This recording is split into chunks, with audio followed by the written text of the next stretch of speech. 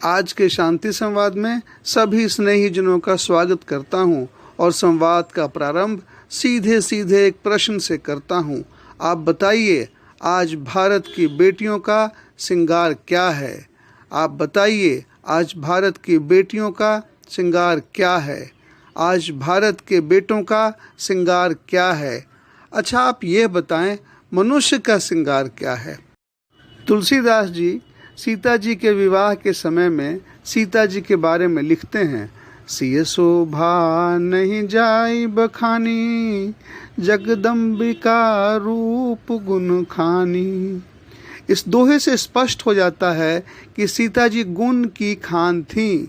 इस दोहे से स्पष्ट हो जाता है कि सीता जी गुण की खान थी। तुलसीदास जी ने गहने की खान थी ऐसा नहीं लिखा। तुलसीदास जी ने सीता जी गहने की खान थी ऐसा नहीं लिखा। तुलसीदास जी लिखते हैं, सीता जी गहना नहीं, सीता जी गहना नहीं, गोल्ड नहीं, गोल्ड नहीं, गुण की खान थी, गुण की खान थी। अब आप बताएं, यह गुण आता कहाँ से है? अब आप बताएं, यह गुण आता कहाँ से है? आप सबने लोहा देखा होगा, आप सबने लोहा जरूर देखा होगा। यह लोहा लोहार की भट्ठी में तपाया और बनाया जाता है। यह लोहा लोहार की भट्ठी में तपाया और बनाया जाता है। पर जरा सोचें, मनुष्य कहाँ बनाया जाता है? मनुष्य को बनाने वाली, मनुष्य को तपाने वाली भट्ठी कौन सी है? मनुष्य को बनाने वाली, मनुष्य को तपाने वाली भट्ठी कौन सी है? मनुष्य का निर्माण कहाँ होता है? मनुष्य के अंदर जो मनुष्यता है उसका निर्माण कहाँ होता है?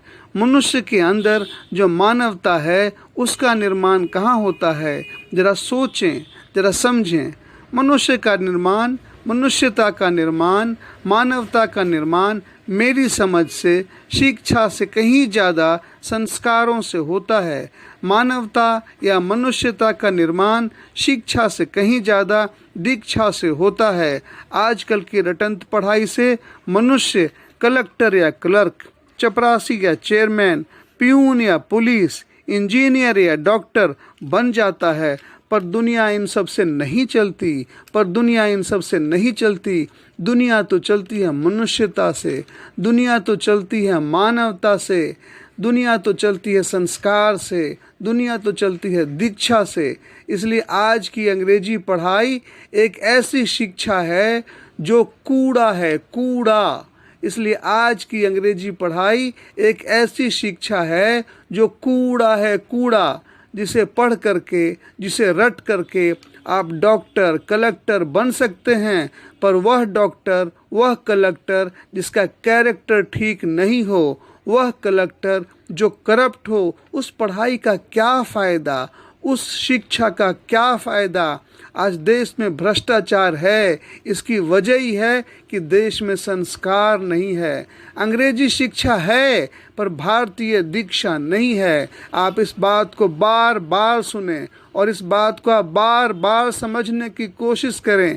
अंग्रेजी शिक्षा है पर भारतीय दीक्षा नहीं है। अंग्रेजी शिक्षा है पर भारतीय दीक्षा नहीं है। इसलिए लोग क्लर्क, कलेक्टर, डॉक्टर तो बनेंगे, इसलिए लोग क्लर्क, कलेक्टर, डॉक्टर तो बनेंगे, पर लोग करप्ट होंगे, पर लोग करप्ट होंगे, लोग घूसखोर होंगे। मौका पाते ही देश को, परिवार को, नाते को, रिश्ते को बेच डालने वाले होंगे। सिर्फ इनको रुपया का लालच दो और यह कुछ भी करेंगे रुपए के लिए। सिर्फ इनको रुपए का लालच दो और ये कुछ भी करेंगे रुपए के लिए। इसलिए आज की शिक्षा व्यवस्था में ही कमी है, आज की शिक्षा व्यवस्था में ही खोट है। आज की देश की शिक्षा व्यवस्था ही देश को करप्ट और कैरेक्टरलेस बना रही है। आज की देश की शिक्षा व्यवस्था ही देश को करप्ट और कैरेक्टरलेस बना रही है। देश को आज शिक्षा के साथ दीक्षा, देश को आज शिक्षा के साथ संस्कार की भी ज़रूरत है।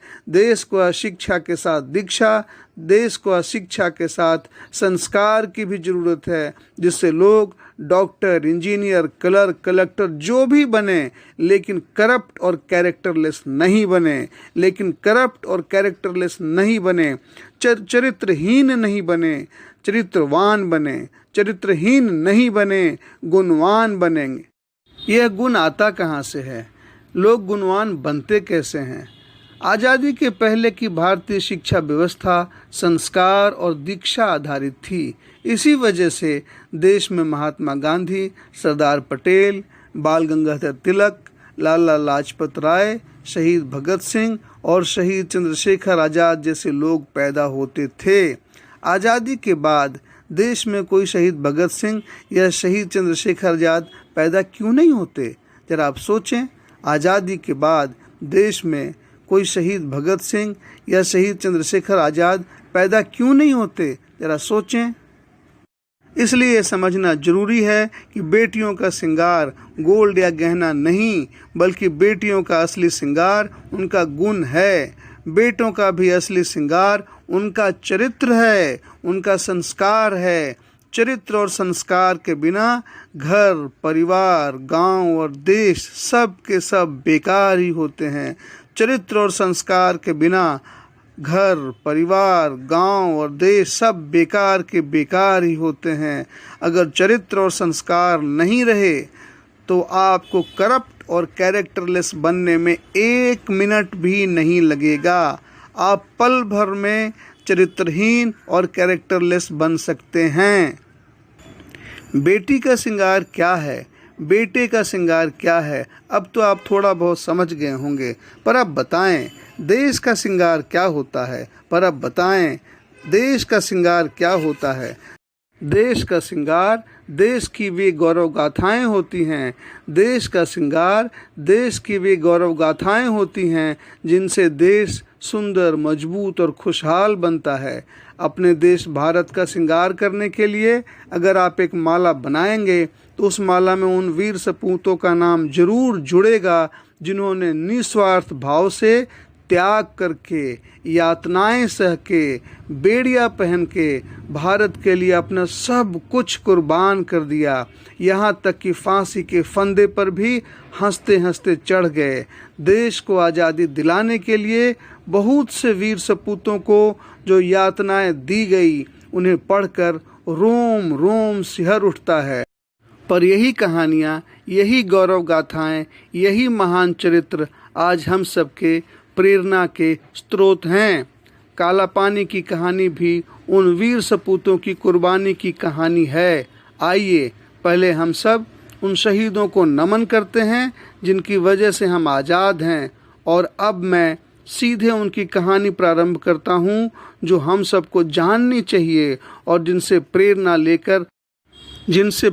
लेकर हम सब भी अपने देश को एक खुशहाल देश बनाने में अपना योगदान दे सकते हैं। अब ध्यान से सुने। अनेक बातों के लिए प्रसिद्ध था करियाला गांव। यहीं सबसे अच्छे नस्ल के सांड पाले जाते थे। घोड़े भी वे प्रतिष्ठा के प्रतीक थे, और प्रतिष्ठा के प्रतीक थे कुत्ते भी। कुत्ते पालना, कुत्ते लड़ाना यहाँ के लोगों का प्रमुख शौक था। लड़ाने के लिए अफगानिस्तान तक से कुत्ते खरीद कर लाए जाते थे, परंतु रावलपिंडी से 75 किलोमीटर दूर दक्षिण पश्चिम में स्थित यह गांव इतिहास में अमर हो गया क्रांतिकारियों के लिए। इस गांव की गौरवशाली परंपरा रही है। यहीं पर 4 नवंबर 1876 को विख्यात क्रांतिकारी भाई परमानंद का जन्म हुआ था। भाई परमानंद के पूर्वज बड़े बड़े योद्धा थे, बड़े बड़े उदार संत। कहा जाता है ये सिंध के शासक दाहिर के वंशज थे। मोहम्मद बिन कासिम ने जब सिंध पर आक्रमण किया तो राजा दाहिर का बेटा अपनी दादी की अस्थियां प्रवाहित करने के लिए हरिद्वार गया था। वहां से लौटने पर उसने जो देखा वह ठीक नहीं लगा। पिता की हत्या कर दी गई थी और सारा साम्राज्य ध्वस्त हो चुका था। तब उसने छापे मारकर अपना एक अलग राज्य स्थापित कर लिया था, छोटा सा राज्य जिसकी राजधानी थरचायक बनाई गई। 15वीं शताब्दी में यहाँ राजा गौतम का शासन था। वह विदेशी आक्रमणों की आंधी का सामना नहीं कर पाया। एक दिन वीर गति को प्राप्त हो गया और यह नन्हा सा साम्राज्य भी हमेशा के लिए जाता रहा। राजा गौतम के पुत्र युवराज प्रयाग की उम्र तब केवल 12 साल ही थी। राजा गौतम के पुत्र युवराज प्रयाग की उम्र तब केवल 12 साल ही थी। लोगों ने उसे छिपा लिया और घूमते फिरते साधु संतों की टोली में शामिल कर दिया ताकि कोई उसे पहचान न पाए और उसकी हत्या न कर सके। इन्हीं साधुओं के साथ उन्हें गुरु नानक देव जी के दर्शनों का सौभाग्य मिला और वह गुरु महाराज के शिष्य हो गए। बाबा परागा नाम से अपने शिष्यों के साथ पहले वह वर्षों तक घूमते फिरते रहे, परंतु बाद में एक स्थान पर धुनी जमाकर बैठ गए। यह स्थान बाद में एक गांव की शक्ल में बदल गया जिसका नाम रखा गया करियाला। बाबा परागा संत योद्धा थे। गुरु नानक से लेकर हरगोविंद सिंह तक सबसे उनका संबंध रहा। जब गुरु हरगोविंद सिंह जी ने शाहजहां के विरुद्ध संघर्ष शुरू किया तब बाबा परागा तलवार लेकर मैदान में उतरे थे और युद्ध भूमि में ही वीर गति को प्राप्त हुए। करियाला गांव में उनकी समाधि आज भी विद्यमान है। गुरु हरगोविंद सिंह ने बाद में इनके वंशज दुर्गा दास को अपना सलाहकार नियुक्त किया। गुरु तेग बहादुर ने बाबा के पौत्र मती दास को अपना प्रमुख दीवान नियुक्त किया था। औरंगजेब जब गद्दी पर बैठा तो उसने आगरा में गुरु तेग बहादुर के साथ साथ मती दास को भी बंदी बना डाला। सैकड़ों सशस्त्र सैनिकों के संरक्षण में उन्हें दिल्ली भेजा गया। अनेक प्रलोभन दिए गए। अंत में किसी पर भी वो राजी नहीं हुए तो औरंगजेब ने सूबेदार आलिया खां को बुलाया। उसे आदेश दिया कि मती दास के शरीर को आरे से चीर दिया जाए। लकड़ी के चौखट में कसकर मती दास के नंगे सिर पर आरा चला दिया गया। जब गुरु गोविंद सिंह गद्दी पर बैठे तो उन्होंने करियाला के मोहियाल ब्राह्मण वंश के योद्धा मती दास को अपना भाई माना। उसी योद्धा संत वंश के थे भाई परमानंद। वह डॉक्टर बनकर सेवा करना चाहते थे पर बन गए अध्यापक। लाहौर में वर्षों तक पढ़ाते रहे। आर्य समाज के प्रचारक के रूप में उन्होंने बड़ी महत्वपूर्ण भूमिका निभाई थी। सन 1905 में प्रचारक के रूप में दक्षिण अफ्रीका चले गए। उन दिनों गांधी जी वहां बैरिस्टर थे। गोरी सरकार के दमन के विरुद्ध संघर्ष कर रहे थे। भाई परमानंद जोहान्सबर्ग पहुंचे। वहां उनका भारी स्वागत हुआ। स्वागत समिति के अध्यक्ष थे गांधी जी। भाई परमानंद के कर्मठ जीवन से वह बहुत प्रभावित हुए। लगभग 1 माह तक उन्होंने भाई परमानंद को अपने ही साथ रखा। पंजाब केसरी लाला लाजपत राय उन दिनों लंदन में थे। उन्होंने भाई परमानंद से वहां आने का आग्रह किया। लंदन पहुंचकर क्या क्या किया इस संबंध में भाई परमानंद ने लिखा है। मैं कुछ समय तक इंडिया हाउस में रहा, कुछ दिन ऑक्सफोर्ड तथा कैम्ब्रिज में भी। मैंने निश्चय किया कि 1-2 साल यहाँ रहकर भारत के इतिहास का अध्ययन करूं, पर 1907 में उन्हें फिर भारत लौटना पड़ा और लाहौर में फिर से अध्यापक का काम आरंभ किया। भाई परमानंद का संबंध अब तक कई क्रांतिकारियों से हो चुका था। भारत ही नहीं, लंदन में भी उनके संबंध सूत्र स्थापित हो चुके थे। भारत ही नहीं, लंदन में भी उनके संबंध सूत्र स्थापित हो चुके थे।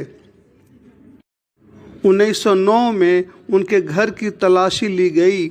अनेक आपत्तिजनक कागजात मिले और उन्हें गिरफ्तार कर लिया गया। मुक्त होकर वह गांव करियाला पहुँचे।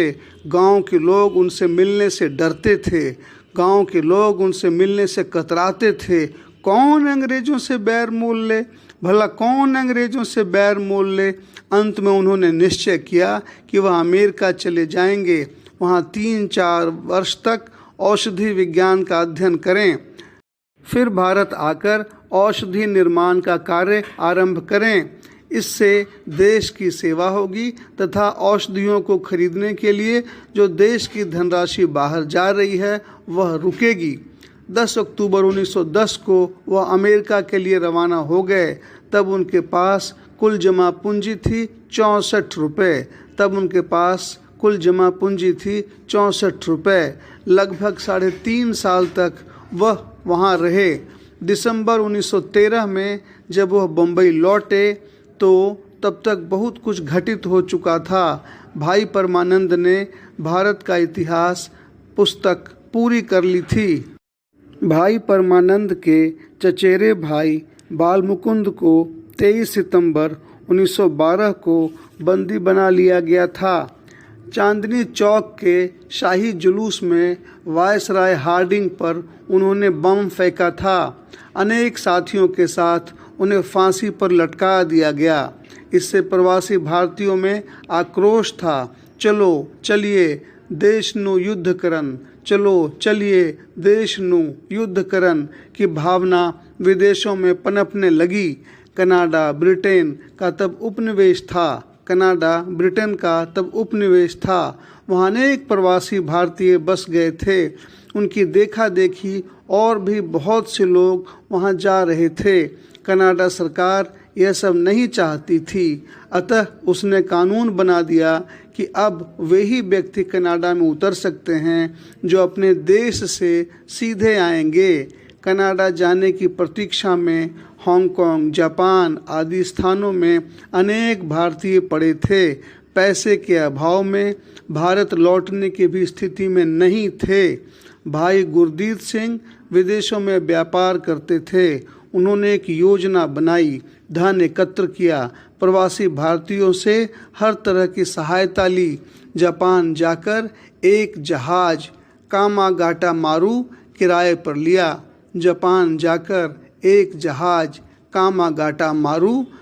पर लिया। हांगकांग सिंगापुर होते हुए कलकत्ते की ओर चल पड़े। कुल 372 यात्री इनके साथ हो लिए। कलकत्ते से एक जहाज को सीधा कनाडा जाना था ताकि कनाडा सरकार की शर्त पूरी हो सके। ये वैंकूवर पहुँचे ही थे कि इनका प्रतिरोध आरंभ हो गया। कनाडा सरकार ने इसमें सवार किसी भी यात्री को कनाडा की धरती पर नहीं उतरने दिया। अतः सभी यात्रियों को लेकर जहाज फिर भारत की ओर मुड़ गया। कलकत्ता के पास बजबज बंदरगाह पर जहाज अभी लंगर डाल ही रहा था कि अंग्रेजों ने सबको गिरफ्तार करना शुरू कर दिया। 18 यात्री गोलियों के शिकार हुए, कई गिरफ्तार हुए, कई जंगलों में छिपकर फरार हो गए। इसी बीच अगस्त 1914 को पहला विश्व युद्ध शुरू हो गया। अमेरिका के बहुत से प्रवासी भारतीय अपनी संपत्ति बेचकर भारत जाने की योजना बनाने लगे। वे गदर पार्टी में शामिल होकर झुंड की शक्ल में भारत की ओर निकल पड़े। देश को आज़ाद कराने के लिए हांगकांग, सिंगापुर, रंगून, जहाँ जहाँ जहाज रुकता वे उतरकर छावनियों में जाते। वहाँ भारतीय सैनिकों को विद्रोह करने के लिए प्रेरित करते। अमेरिका में रहकर भाई परमानंद तथा उनके कर्मठ साथियों ने जो वातावरण तैयार किया था वह इस रूप में साकार हो रहा था। लाहौर में क्रांति का संचालन संयुक्त रूप से हुआ। भाई परमानंद को सिविल का काम सौंपा गया। भाई परमानंद के शिष्य सरदार भगत सिंह के गुरु करतार सिंह तभी लंका होते हुए भारत पहुंचने में सफल हो गए। भाई परमानंद के शिष्य सरदार भगत सिंह के गुरु करतार सिंह तभी लंका होते हुए भारत पहुंचने में सफल हो गए। उत्तर भारत में अनेक छावनियों में विद्रोह होते होते रह गया। लाहौर षड्यंत्र केस में भाई परमानंद पकड़े गए। अनेक साथी जेल में ठूंस दिए गए। करतार सिंह तथा उनके 7 साथी फांसी के तख्ते पर झुला दिए गए। भाई परमानंद, पंडित परमानंद, झांसी वाले आदि अनेक क्रांतिकारियों को आजन्म काला पानी का दंड मिला। अंडमान में भाई परमानंद को इतनी ज़्यादा यंत्रणा दी गई, इतना ज़्यादा अपमान सहना पड़ा कि उन्होंने अपना जीवन समाप्त कर देने का निर्णय कर लिया। कहा जाता है कि इन्हीं दिनों भाई परमानंद की धर्मपत्नी श्रीमती भाग्यसुधी गांधी जी से मिली थी। काला पानी में क्या क्या यातनाएं इनको दी जा रही हैं, यह सब उन्होंने गांधी जी को बताया था। गांधी जी के प्रयत्नों से 20 अप्रैल 1920 को उन्हें मुक्ति का आदेश मिल गया। भारत लौटकर भी यंत्रणाओं का सिलसिला चलता रहा। पति की अनुपस्थिति में उस स्वाभिमानी वीरांगना ने किस तरह अपने बच्चों का पालन पोषण किया, इसकी भी एक अलग दर्द भरी कहानी है। जुलाई 1932 को पत्नी का देहांत हो गया तपेदिक रोग के कारण। यही रोग बड़ी बेटी सोमवती को भी हुआ था, मंझली बेटी सावित्री तथा 12 साल की छोटी बिटिया को भी। और अंत में यह दिन भी देखना पड़ा कि देश की आज़ादी के साथ साथ अब देश का विभाजन भी हो रहा था। यह कितना दुखदाई था कि अब भारत के 2 हिस्से हो रहे थे। यह कितना दुखदाई रहा होगा कि अब भारत के 2 हिस्से हो रहे थे। अंग्रेज़ों का प्रहार और भी घातक सिद्ध हो रहा था। इस बार अमर शहीद भाई मती दास के सिर पर नहीं, इस बार अमर शहीद भाई मती दास के सिर पर नहीं, भारत माता के जीवित शरीर पर ही अंग्रेजों ने आरा चला दिया था। और अब अंग्रेजों के द्वारा भारत देश के 2 टुकड़े किए जा रहे थे। और अब अंग्रेजों के द्वारा भारत देश के 2 टुकड़े किए जा रहे थे। और यह कितने शर्म की बात है, और यह कितने शर्म की बात है कि भारत के सभी महान नेता देश को बंटते हुए टुकुर टुकुर देख रहे थे। और यह कितने शर्म की बात है कि भारत के सभी महान नेता देश को बंटते हुए टुकुर टुकुर देख रहे थे। वृद्धावस्था, रुग्णता और यह असहाय दुख, वृद्धावस्था, रुग्णता और यह असहाय दुख भाई परमानंद सब सह नहीं पा रहे थे। भाई परमानंद सब सह नहीं पा रहे थे। पहले उन्होंने अन्न जल त्यागा, फिर बोलना बंद किया और अंत में 8 दिसंबर 1947 को वह महासमाधि में लीन हो गए। और अंत में 8 दिसंबर 1947 को वह महासमाधि में लीन हो गए। आज आप सबों से इतना ही बात करके अब मैं अपने शांति संवाद को यहीं पे विराम देता हूँ। भाई पुरुषोत्तम का सभी स्नेहीजनों को स्नेह वंदन और हृदय से आलिंगन।